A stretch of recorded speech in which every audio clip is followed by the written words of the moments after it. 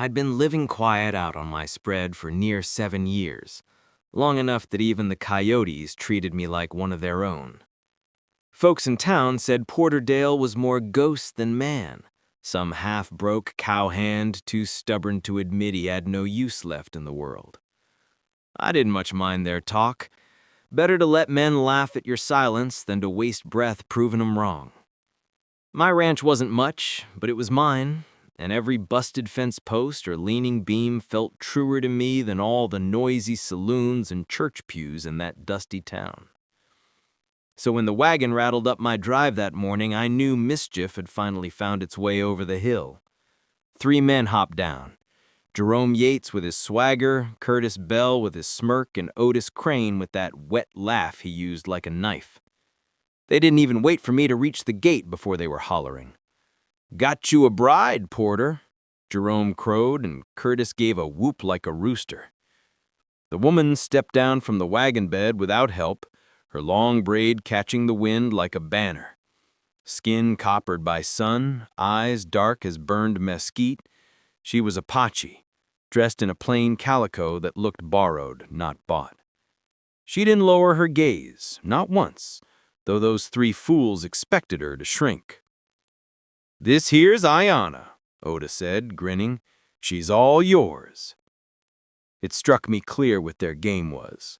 Some rotten joke, a humiliation cooked up for the town recluse who wouldn't chase women, drink proper, or join their poker tables. They thought dropping a stranger at my feet would draw me out, force me to bluster, or send her packing.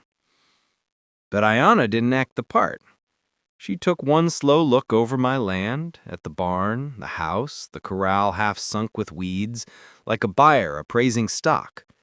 Then she walked past me, straight to the porch, and laid her small bag by the door. I should have said something sharp, sent her back with the men who brought her, but my tongue stayed heavy. "Best treat her nice," Curtis said, already chuckling. "She's got more grit than you." The 3 of them mounted up again, riding off with laughter trailing behind like tin cans on a wedding cart. Their dust hadn't settled before Ayanna pushed open my door like it was hers. Inside, she moved quick, calm, set her bag down, rolled up her sleeves, and started taking stock of my kitchen shelves. She didn't ask permission, she didn't blush. She found the beans and cornmeal, struck a fire, and had a pot simmering before I'd worked out whether I was dreaming. I stood there, dumb as a fence post, watching this woman take command of my empty rooms. My first thought was that she ought to be humiliated. A prank bride, abandoned in a stranger's house? Most would have cried or fled.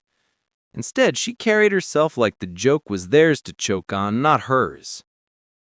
By nightfall, the smell of stew filled the place, richer than anything I had tasted in months. She sat across from me at the table, steady-eyed, chewing slow, as if this had always been her seat. I cleared my throat finally. "You know why they done this?" Her gaze didn't flinch. "Because men like them need a target, and men like you make it easy." Her words stung sharper than any jest.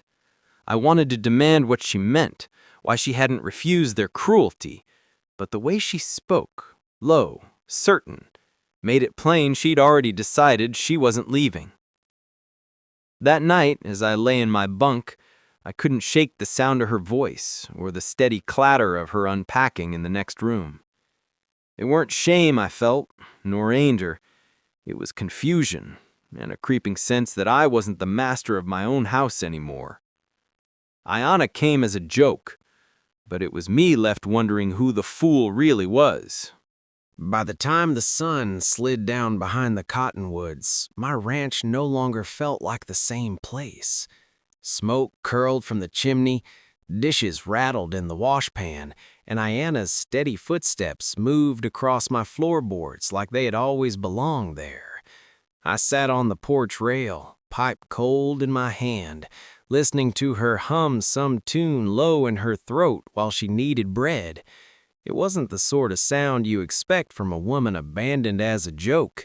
It was the sound of someone settling in. I'd told myself I'd run her off before dawn, Better to put an end to their prank quick than let the whole town think I'd been fooled. But when she stepped out onto the porch, wiping flour from her palms, she looked me dead in the eye. "You plan on sending me back?" she asked. That was the idea. Her mouth twitched, not quite a smile. They didn't send me to go back. That nettled me. I spat into the dirt, searching for my voice. "You know this was a stunt. They reckon I'm too lonesome, too mule-headed for decent company. Thought to shame us both." Ayanna leaned on the post, arms folded. "And you reckon they shamed me? No, shame is when you've got a home and lose it. Me, I don't belong anywhere. Not to them, not to you. But I know this much. Land doesn't lie, and I aim to see what it says." The way she said it made my chest tighten, though I couldn't have told you why. She wasn't pleading, wasn't asking a favor. She was laying claim to something I didn't yet understand. I muttered, "This ain't your fight." "Then whose is it?" she shot back. "You let their jokes stand, you give them your back. You fight, maybe you find your footing again." Her words struck like a branding iron. Painful, sure, but burning away rot I hadn't known I carried. The truth was, I'd let those town men walk all over me for years. Their mockery, their pressure to sell off pieces of my spread, their laughter when I kept to myself. I thought I'd weathered it clean, but maybe I'd only grown smaller by degrees. That night, Ayanna took the spare cot, though it was plain she considered the house as much hers as mine. She rose before me at dawn, tending the fire, heating coffee, moving with a sense of purpose I hadn't felt in this place since my ma died. She wasn't acting the pawn they'd meant her to be. I watched her that morning as she carried a bucket out to the corral, skirts brushing dust, hair loose from its braid, and for the first time it hit me. Maybe she wasn't here to be the punchline. Maybe she meant to turn the joke back on them, to carve herself a place on ground that never gave me peace. By sundown, I wasn't thinking of sending her away.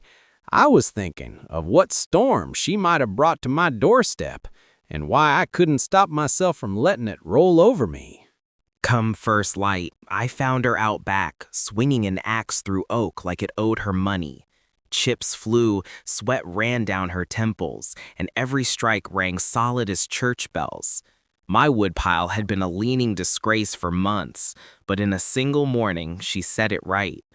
I stood watching from the porch, torn between awe and unease. That's when hoofbeats rolled over the hill. 3 riders, Jerome, Curtis, and Otis, ambling in like they owned the place. They dismounted slow, expecting to find me bitter and Ayanna gone. Instead, they saw her standing tall, axe planted in the stump, sleeves rolled, breathing hard but steady. Jerome squinted. "Well, I'll be damned. Thought she'd tuck tail." Curtis smirked. "Maybe Porter's got himself a taste for company after all." Otis spat near my boots. "Or maybe she don't understand when she's been made the fool." Something in me snapped. Maybe it was the way Ayanna straightened, shoulders square against their sneers. Maybe it was the months of their laughter I'd swallowed whole. My mouth moved before my mind caught up. "Who says she ain't wanted?" I said. My voice carried more steel than I knew I had left. The silence that followed was sharp enough to bleed on. Curtis's smirk faltered, Jerome's eyes flicked from me to Ayanna, and Otis looked like he'd bitten glass. Ayanna stepped forward then, wiping her hands on her skirt. Calm, steady, no tremor in her voice. "Why are you really here?" That rattled them more than my outburst. Jerome shifted in his boots. "We came to check if our little joke had run its course." She tilted her head. "You came to see if the land was clear." The air soured. They tried to hide it, but their eyes darted east, toward the pasture they'd been pestering me about all spring. "I told you, that land ain't worth a cow's piss," Jerome muttered. "Then why ride out here to measure it with your stares?" Ayanna pressed. Curtis bristled, but she held his gaze like she was pinning him to the dirt. I'd never seen a woman turn 3 men into squirming boys so quick. My gut twisted. Was this what she had planned from the start? Jerome cleared his throat. "We'll be back, Porter. Don't think you can hide behind—" "That's enough," I cut him off, voice loud enough to startle my own mule in the corral. "You rode up laughing, thinking you'd left me with shame, but the joke's rotten now. You come sniffing again, and you'll find I've got more than myself to defend." They mounted, sullen, muttering threats half swallowed by the wind. When their dust settled, Ayanna bent to pick up the axe again, as if nothing had happened. I swallowed hard. "You knew all along." She didn't look at me, just swung the blade clean through another log. Men like that don't play jokes without profit. Best just start asking what their profit is. And right then I knew, whatever game she was running, it was bigger than me, bigger than the shame they tried to lay on my shoulders. That evening, I poured 2 tin cups of coffee and sat across from Ayanna at the table. The firelight threw shadows on her face, sharpening her cheekbones, softening her eyes. I couldn't keep the question down. "What do you know about that pasture?" She took her time answering, sipping the coffee like it was a ritual. "East side of your land butts against winter campgrounds my people have used since before your fences were hammered in. Cold months, the herds need shelter in those cottonwood draws. Without it, we lose half our stock to freeze." Her words hit like a hammer. I'd thought of that land only as rocky bottom, too poor for grazing. Never imagined it carried weight beyond my herd. "And them 3?" I asked. "What's it to 'em?" Ayanna's lips pressed thin. "For months, they've tried to push you into selling. First with friendly talk, then with sour gossip. When that failed, they cooked up this bride joke, hoping humiliation might sour you on staying." I leaned back, the truth laying itself bare. Their laughter, their pressure in town, the way they circled like vultures whenever I hauled supplies. None of it had been idle. They wanted me gone. I rubbed my temples. All this time, I thought they just hated me. "Oh, they do," Ayanna said quietly. "But hate was only the bait. Land is the hook." Silence settled heavy. I thought back on the day she'd stepped off that wagon. I'd seen only a woman abandoned in a cruel prank. But no, she'd stepped straight into their scheme with eyes open, determined to drag the truth into daylight. You put yourself in their hands. You risked being their pawn. She didn't flinch. Better a pawn that flips the board than a rancher who lets himself be picked clean. The words burned hot, but not at her, at me. I'd been blind, letting them carve at me piece by piece. That night, I walked the fence line east, moonlight silvering the wire. Ayanna followed a step behind, silent, as if she knew I needed to see it with my own eyes. The cottonwoods whispered overhead, the ground sloping gentle toward a creek. I imagined wagons circled here, fires glowing in the cold months, children huddled in blankets. It wasn't just dirt, it was life.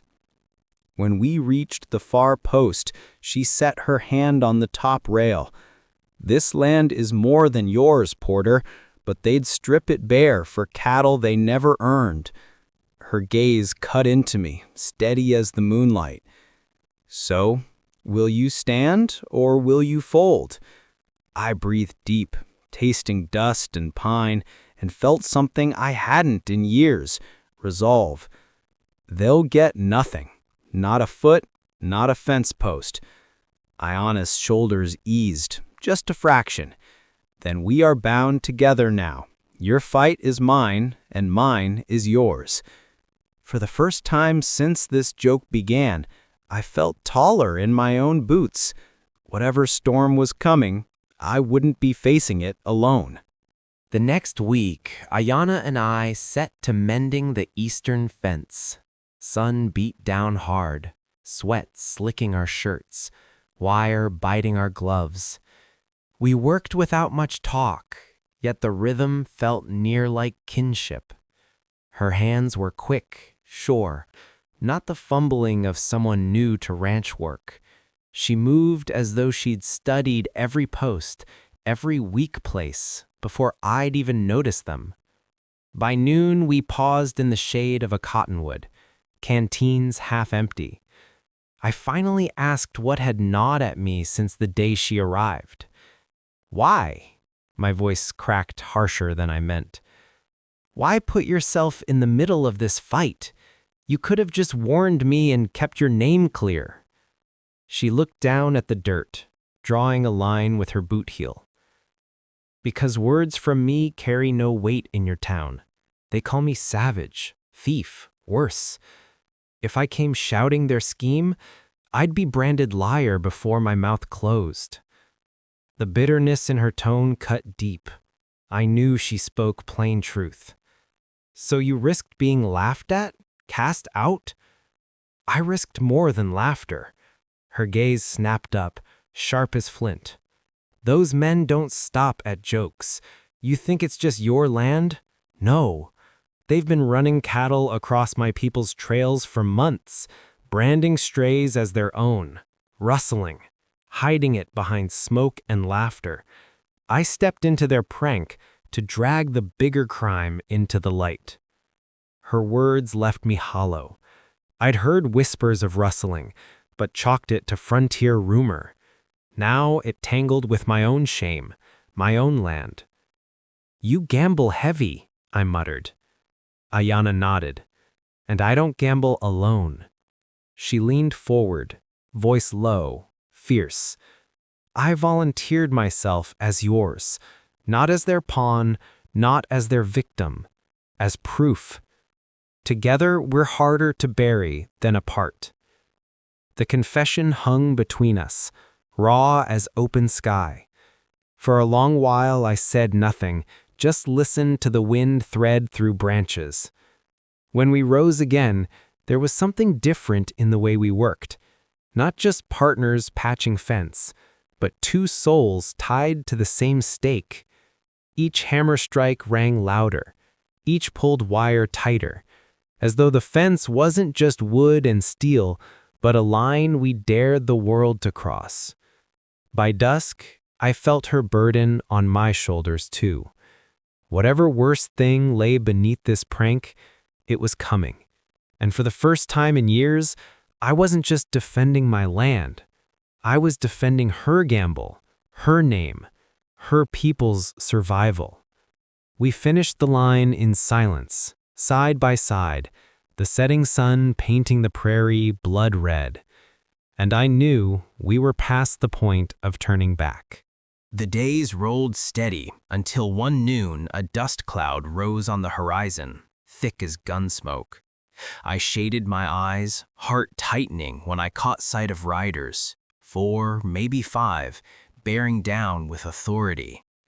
By the time they hit my yard, I recognized the lead man, Marshal Stevens, broad in the shoulders, face carved from stone, star gleaming at his chest.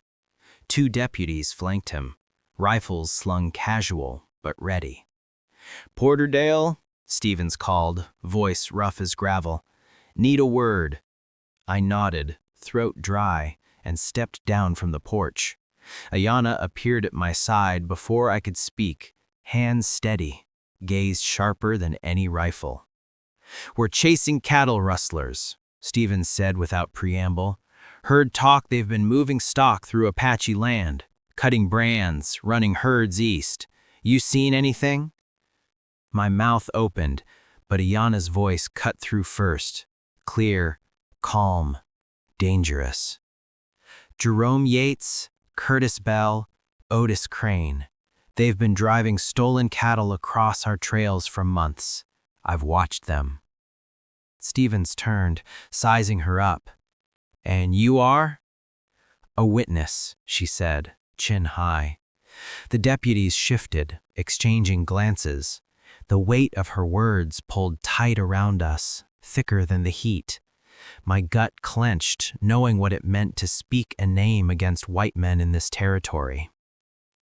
Stevens studied her a long moment, then looked to me. You vouch for her? My insides twisted. If I said no, she'd stand alone, easy prey for those jackals. If I said yes, I'd be tying myself to her word against men who'd sooner shoot me than tip a hat. I thought of her swinging that axe, of her steady voice facing down their sneers, of her gamble that my land and her people's survival could be one fight. You've got one, I said, voice steady. Stephen's eyes flickered, some mix of surprise and respect. He gave a single nod. Then keep your rifles clean. Those men won't wait on paperwork. When they rode off to chase more leads, the yard settled quiet again. I turned to Ayanna, anger and fear mixing sharp in my chest. You just painted a target on us both. Her expression didn't waver. The target was already there. Now it's in daylight where we can aim back. I wanted to scold her, to curse the danger she'd dragged me into, but the truth was, I'd never felt more alive than in that moment, standing beside her, chosen not by prank or accident, but by defiance. That night, sleep came slow. Every creak of the floorboards, every cry of the nighthawk outside set my hand twitching toward the rifle at my bedside. But when Ayanna's voice came soft from the other room, whispering some prayer I couldn't understand, it steadied me. We'd crossed the line now. What started as a cruel joke was unraveling into a crime that could burn half the county, and we were the ones holding the match. 3 days later, the storm finally broke. I was patching a gate when Ayanna stiffened, eyes fixed on the ridge. Dust-plumed, 3 riders again, Jerome, Curtis, and Otis, riding hard, faces set with the look of men cornered. Behind them, the marshal and 2 deputies emerged from the opposite rise, rifles at the ready. The yard turned into a no-man's land in the space of a heartbeat. Stevens called out first. Yates, Bell, Crane, you're wanted for cattle rustling, fraud, and trespass. Best dismount peaceable. Jerome sneered, pulling his horse short. You take the word of an Indian woman and a broken rancher over us? You've gone soft, Marshal. Ayanna stepped forward before I could stop her. Truth don't soften, it cuts. Her voice rang across the yard like a bell. Otis spat, face twisted. Savage whore. Should have run back to your kind. My blood lit fire. I took a step forward, hand near my holster. Say it again, I growled, but my voice was already shaking with fury. Curtis tugged at Jerome's arm, nervous. This ain't worth it. But Jerome's pride was bigger than his sense. His hand went for his revolver. In that instant, time broke apart. The rasp of metal, the flinch at horses, Ayanna's sharp cry. My Colt was in my hand before thought caught up. Gunfire cracked the air wide open. I saw Jerome stumble from his saddle, Curtis firing wild, before a deputy's bullet dropped him cold. Otis screamed, rushing forward, shooting blind. The marshal's men pinned him down, but it was Ayanna who ended it, snatching the dropped rifle by the porch and firing once, clean, steady. Otis crumpled into the dust, eyes wide, mouth silent. Silence after gunfire is the loudest sound in the world. My ears rang, heart pounding. I looked at Ayanna. She stood firm, rifle still smoking, shoulders squared like she'd carried that weight her whole life. Stevens dismounted, boots heavy on my ground. He glanced at the bodies, then at her, then at me. Hell of a witness you've got, Porter, and hell of a partner. I wanted to speak, but my throat locked. Pride, fear, rage, all tangled up. The yard smelled of gunpowder and blood. And yet I felt something else rising in me too, a fierce certainty that we had carved a line no one would ever cross again. Ayana lowered the rifle slow, eyes on me. There was no victory in her face, only grim resolve. She had fought not for glory, but survival, for her people, for the land, for the strange, battered man fate had tied her to. And in that moment, watching her stand unflinching in the smoke, I knew the cruelest joke had been turned inside out. The fools who thought to shame us now lay in the dust, and we remained, two souls bound in fire and gunshot. Spring came late that year. Snowmelt swelled the creek. Green spread slow over the pasture, and for the first time in longer than I could count, the ranch breathed like it had a future. When I hitched the wagon for town, Ayana rode beside me, not as freight, not as a joke, but as my wife. The ring I'd slid on her finger 2 months past caught the sunlight, plain silver, hammered by my own hand. She wore it proud. We rolled down Main Street and every eye turned. Men who once smirked at me spat into the dust, uneasy. Women who'd whispered behind their fans stared, then quickly looked away. The laughter that had chased me for years was gone, smothered under the truth they couldn't deny. The prank bride had outlasted the pranksters. Ayana sat tall, gaze forward, her braid gleaming. She didn't need to shout her triumph. Her presence was enough. Every step of the horse hooves said it plain. She belonged not because they allowed it, but because she claimed it. At the general store, the marshal tipped his hat as we passed. "Mrs. Dale," he said with a smile meant to carry across the street. I swear half the town flinched hearing it. Inside, as I loaded flour and beans, I caught Ayana tracing her fingers along bolts of fabric, studying them like a strategist studies maps. "This land, this town, they're obstacles," she murmured to me alone.